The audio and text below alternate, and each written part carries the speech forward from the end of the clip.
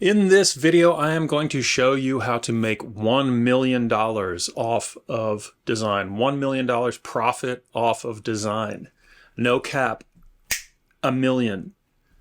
So pay attention. In the beginning of this video, I'm going to deal with mindset or theory, the frame. It's how to think in order to make it happen. It's important, but at the end of the video, I'm going to share the most important strategic or financial ideas that I have come across in my some 40 years in the game. So feel free to jump to the end or to jump to that section if that's your thing. Now, I'm going to give you examples of how to get paid for ideas, tangible material examples.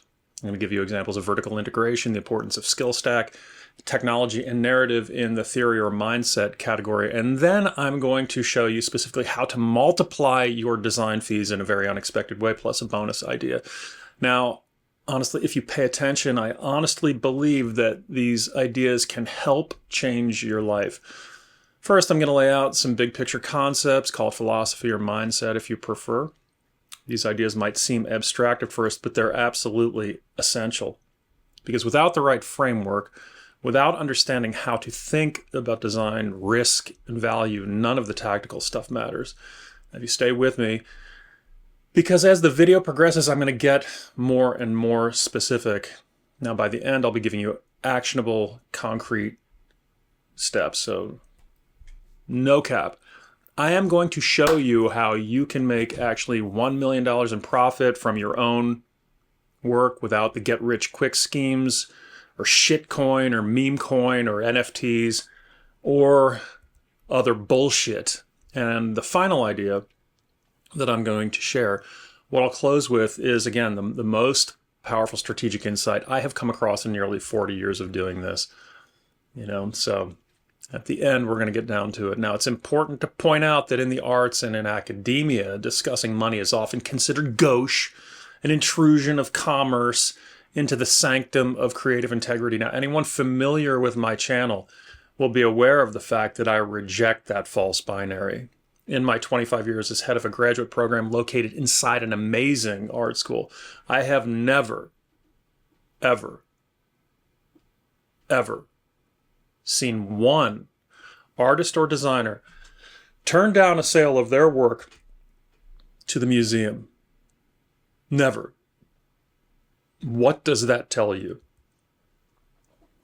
I am a realist. You think Larry Gagosian, Hauser and Wirth, the partners at Pentagram, designer Philippe Starck, or Marcel Wanders, or Kara Walker, or Cause, or Banksy, or Wengechi Mutu, or Rudy Vanderlins and Susanna Licco of Emigre. You think that they're not stacked? You think that? Well, financial strategy is not a betrayal of one's values. It's the infrastructure that allows work to exist. It's the power that one needs in order to be able to perpetuate an active studio practice.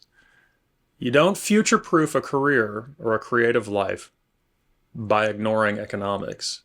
They become part of your practice. Now, you do this by designing systems that are not only sustainable, but abundant and generative, but yes, ethical. You design a system where you profit from the sale of your work without exploiting others. Without exploiting others. Wealth isn't the enemy. Naivete and fragility is. Now, it is possible to build a sustainable practice as a designer where you make money, where you profit without exploiting others. This is not some Wolf of Wall Street type bullshit.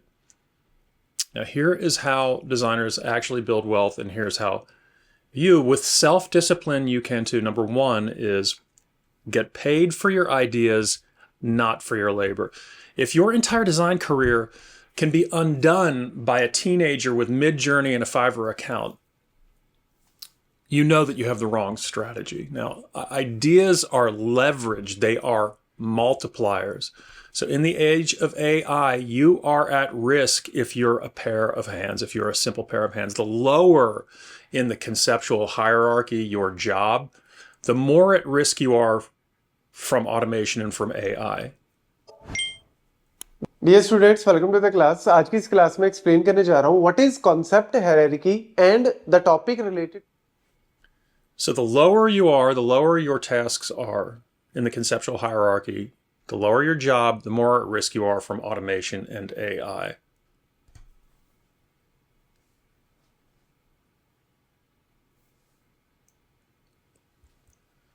AI will hollow out knowledge work, design, coding, marketing, etc.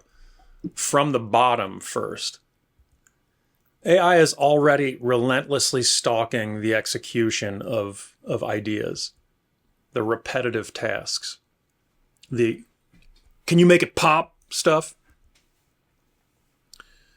So the lower you are in that hierarchy, the more at risk you are from automation and AI. We're already drowning in algorithms churning out grotesque, soulless AI slop faster than you can open Illustrator. Manual labor, even digital manual labor, is low leverage.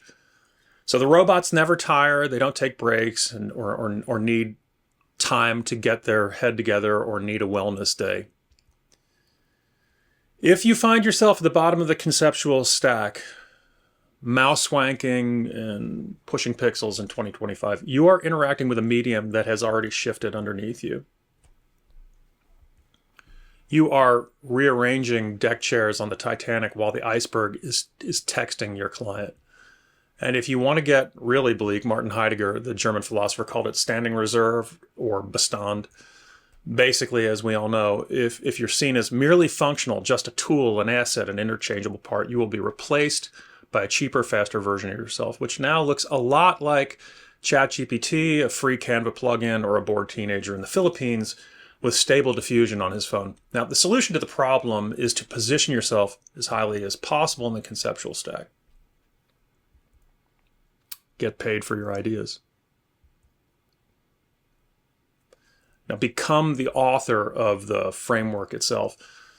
Okay, but this begs the question, isn't your ability to get paid for your ideas a mere function of IQ? And isn't this beyond individual control? Isn't this largely genetically determined? No, it's not. See this video here. You are not simply a slave to your genetics. There are, in fact, behaviors of high IQ. It's possible to incorporate the behaviors of high IQ into your life. So let's look at getting paid for your ideas step by step. Step one is to become acutely aware of the value of ideas over labor. And step two is to work diligently over time to position yourself as highly as possible in the conceptual stack. The second major idea is to vertically integrate, to own as much of the production stack as humanly possible. I know a designer who's killing the vertical integration, and we're going to take a quick look at a quick but in-depth look at how they're doing this. We'll walk through his process, how his process is structured, and how he's using vertical integration to turn ideas into income without waiting on anyone. He makes production-ready prototypes and owns as much of the vertical manufacturing chain as possible. I'm releasing something new. A sweater. Simple, clean, timeless. Love overall.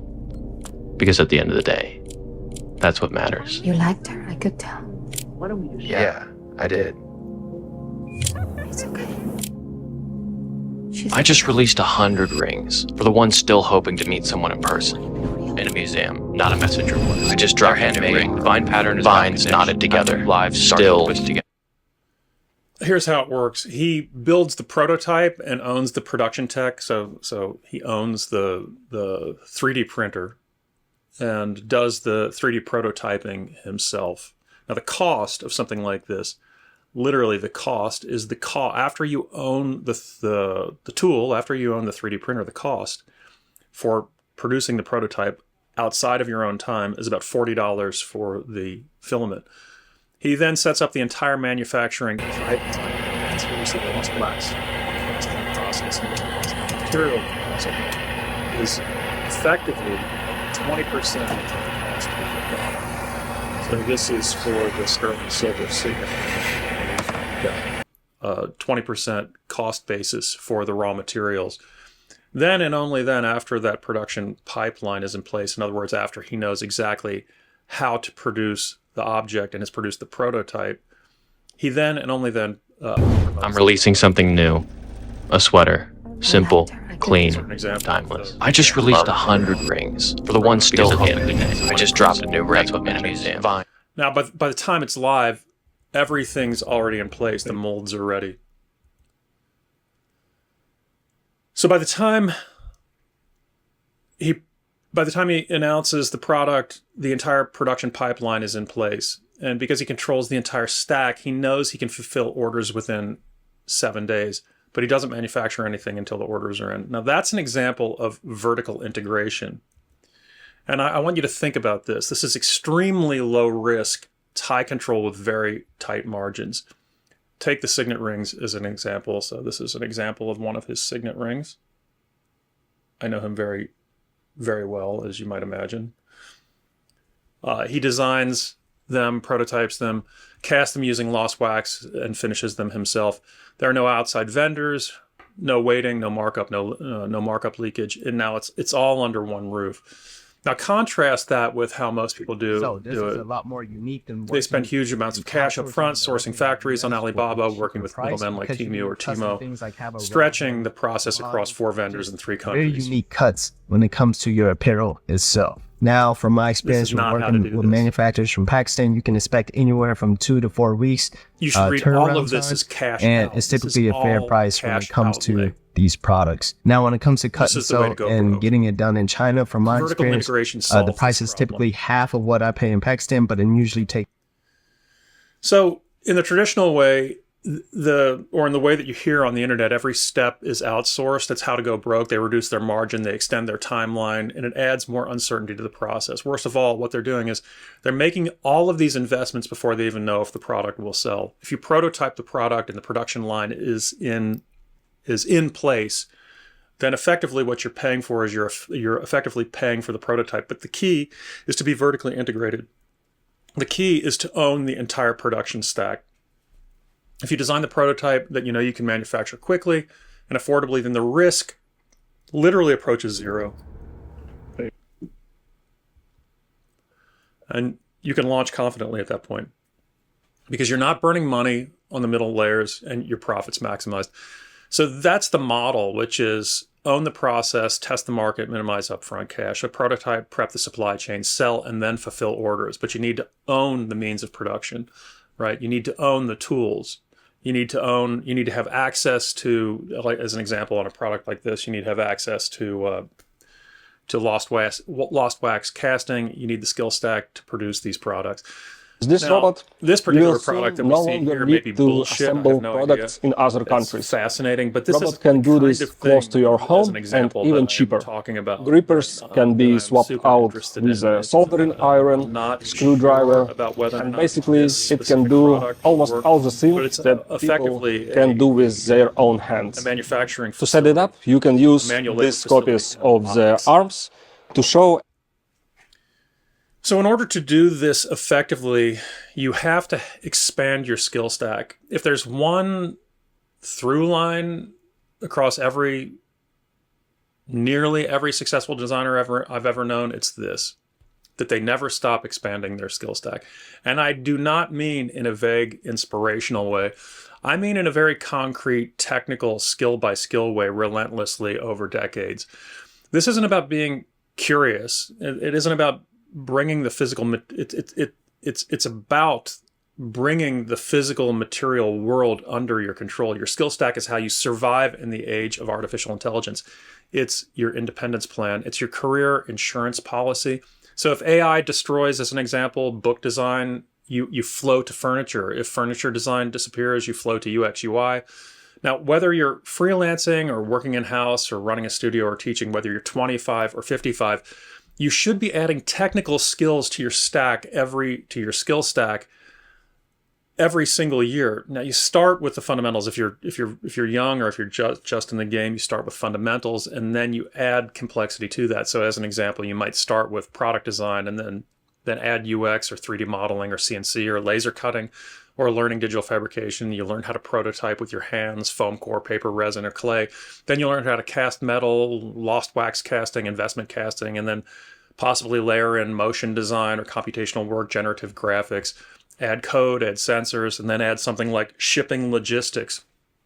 So the 21-year-old designer that I showed that made the signet rings that we just looked at is a really relevant and extremely contemporary example of this kind of ethos, this kind of vertical integration and skill stack. All of that work is built upon a skill stack, a set of concrete skills. Without his able to model in 3D and to use CAD programs and to 3D print, without his knowledge of how to lost wax cast, this kind of thing is impossible. So the major point is that you must, over time, develop a robust skill stack. Now, the goal is you want to reach a point where your ideas are no longer bottlenecked by your lack of skills, where you don't need a fabricator or a developer or a modeler, where your imagination is the only thing, it's the only limit, not your tooling. So, most people plateau, they get good at one thing, say book design or branding, and they loop that skill for 15 years. Meanwhile, as we have seen since 2022 in AI, the world moves on. The software changes, tools evolve, AI shows up, and they don't evolve with it.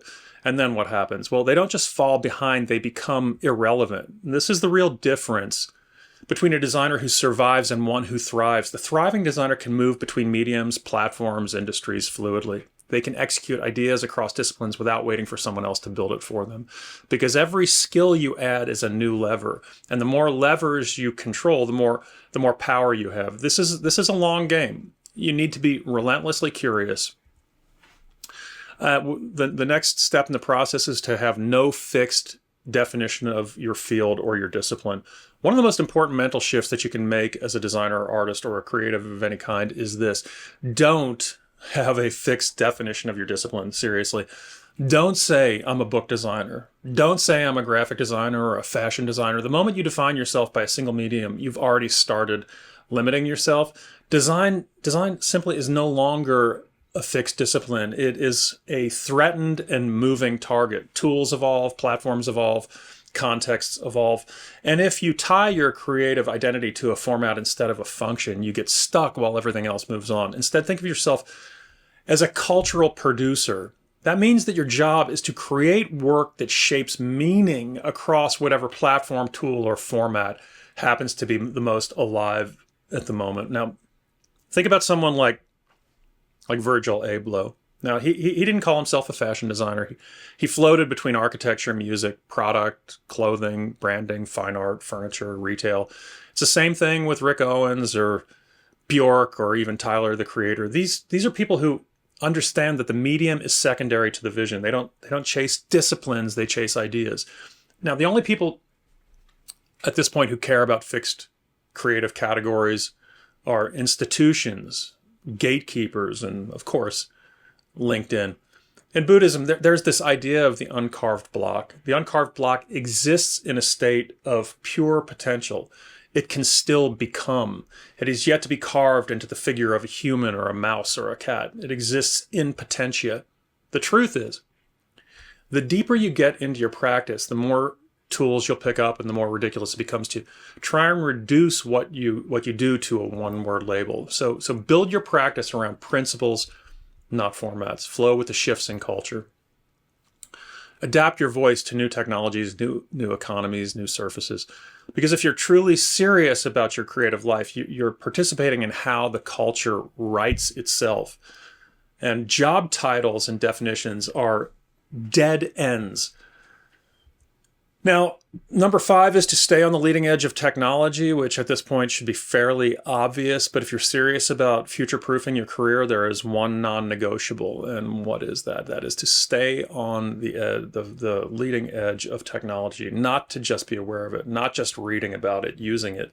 Now, we all know designers who are 45 years old who don't even know how to turn on their... Greetings and welcome to another LGR 486 upgrade thing. Yeah, I have been I've shocked got by Windows this. 3.1 going on here. It has served me well for a few years now, but it's time for the upgrade on the leading edge of technology. These fuckers who can't turn on their computer or don't know, aren't staying abreast of the latest of what's actually happening, are toast. It is a wrap. It's over for them. Don't let that happen to you. Now, the designers who thrive long term are the ones who treat tech not as a threat, but as a collaborator. You don't need to become a coder if you don't want, but you do need to understand the tools that are changing the field in which you work. Now, if you ignore what's happening in AI, automation, Web3, generative graphics, or fabrication in a way, you are cooked. Number 6 is to construct the narrative around your work. Now, we're coming to the end of the mindset component of what we do, but this is really important. You know, people should know this with regard to social media, but construct the narrative around the work. We have to construct the narrative around the work, not after a project is done, not as a marketing move. It has to be a sustained effort over time, because in the current climate, flooded with content, AI output, infinite scroll, the work alone is not enough.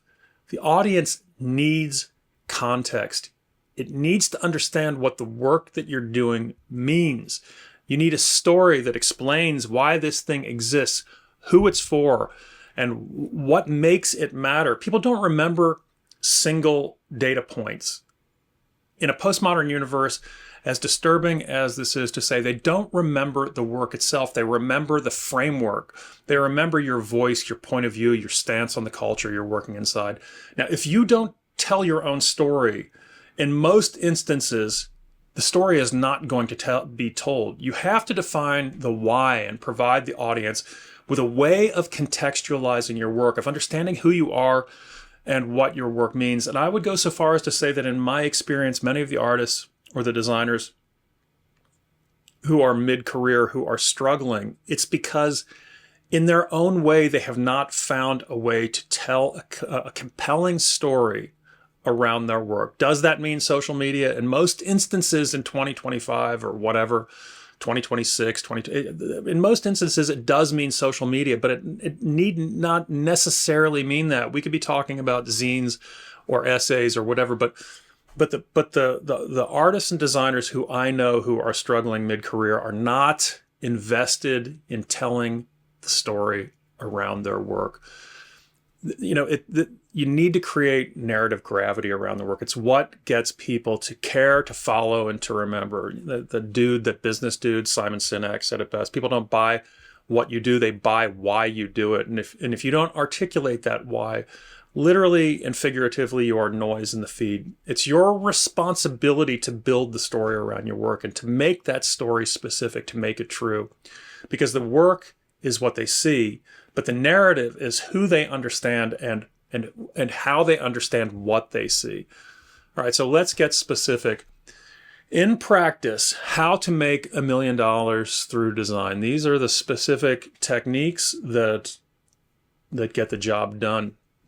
This is the part of the video where I walk you through the real material and repeatable method for how to make $1 million in profit from your design practice.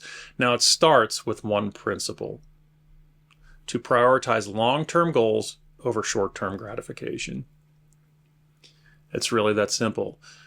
Again, this is a little bit of mindset, and we'll get into the specifics in a second, but prioritizing long-term goals over short-term gratification is key. This is about discipline, and plus time equals freedom. And the most powerful tool in that equation is what Albert Einstein called the most powerful force in the universe, and that is compounded interest. So most importantly, you have to have the self-discipline to live below your means. So if you make $40,000 a year, you need to learn to live on 25. If you're making $150,000 a year, you have to build your life around $100,000 a year. That margin, that's not the money that you save. You invest that money, and we'll talk about that in a moment. Let's get this straight. Saving and investing are two different things. Investing your money is not saving. Savings protect your money. What is it today with a savings account? You get 2.125 interest. With savings, you barely beat inflation if you're lucky. Investing multiplies your money, and we're going to talk about this in a second. But in investing is not gambling. It's not YOLO crypto or fucking meme stocks. Fuck that shit. That shit is for suckers and fools. Investing is long-term, diversified, boring, beautiful compounding. Now get this book, The Intelligent Investor by Benjamin Graham. And why is this book the gold standard? Well, it was published in 1949. It's considered the Bible of value investing. Benjamin Graham was Warren Buffett's mentor at Columbia Business School, and Buffett himself said it's by far the best book on investing ever written. And now here's the most important idea, the one that you've been waiting for, the sauce, the thing that I don't think that I see in any of these business or design videos. It's the most important idea I've come across in nearly 40 years of doing this kind of work. I should say strategic/financial idea, not creative idea. If you have the discipline to invest a portion of every client payment and never touch it, you can multiply your income without doing more work. So you can multiply design fees by investing a percentage of revenue. This is the real unlock. It's not a cheat code because it's not cheating, but this is the cheat code. This is the best advice that I can give you. Let's look at a scenario where you are lucky enough to do a job where you earn a $30,000 design fee for a client. We will talk about if you're younger than that or if you're not in that place in a second. But let's assume a scenario where you were lucky enough to bill $30,000 for a client. If you receive a $30,000 design fee, I'm suggesting that you invest a portion of that, invest $10,000 of that. You don't touch that money.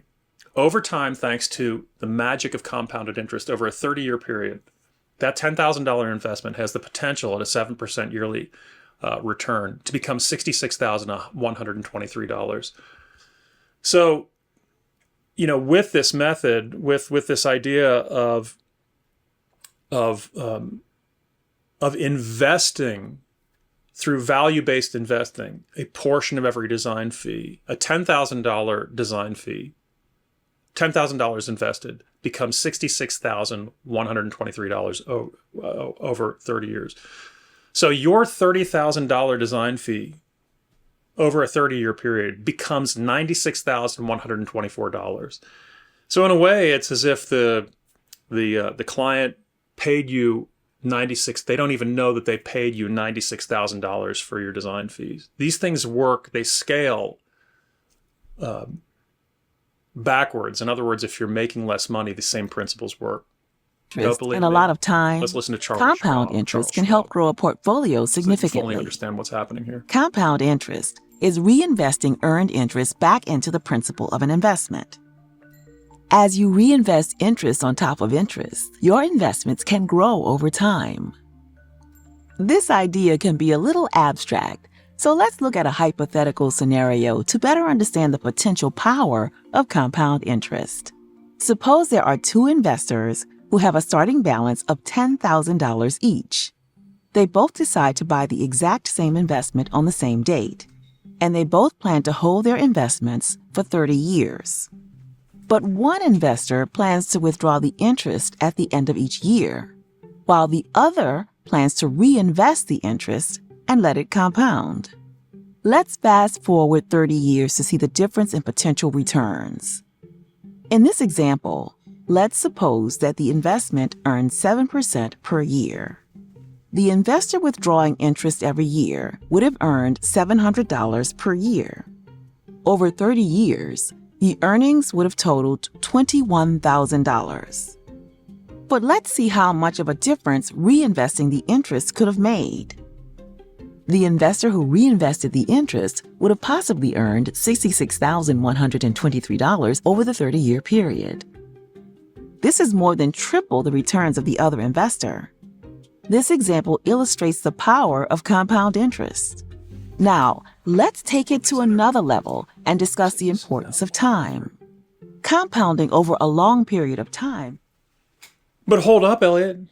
I don't get $30,000 design fees. Well, you need to pull your head out of your ass and realize that you can and should be doing the same thing with a $1,000 design fee or a $100 design fee. This is how you make a milli, by turning your fees into long-term assets. You design a practice that pays now and later. Now, your client is going to think that they're just paying you for a deliverable.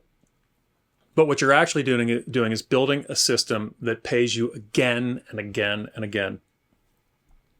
So how do you do this? Well, you get this book and learn how to invest your design fees safely. I'm not fucking referring to Bitcoin and NFTs and gambling. I'm talking about value-based investing, a portion of every single design fee. So it multiplies. It radically multiplies your design fees. Keys to ideas in this book include investing versus speculating. Graham draws a hard line between the two, defensive versus offensive investing. Now, he tailors strategies based on how much time and energy you're willing to commit. And he talks about value over hype. And he focuses on buying undervalued stocks with strong fundamentals, not chasing growth fads. So many of you who are listening to me are thinking, "Oh, I can't do that. That sounds scary." Well, you really need to grow up and have the courage, and more importantly, the self-discipline to learn and to slowly implement ideas that made Warren Buffett rich.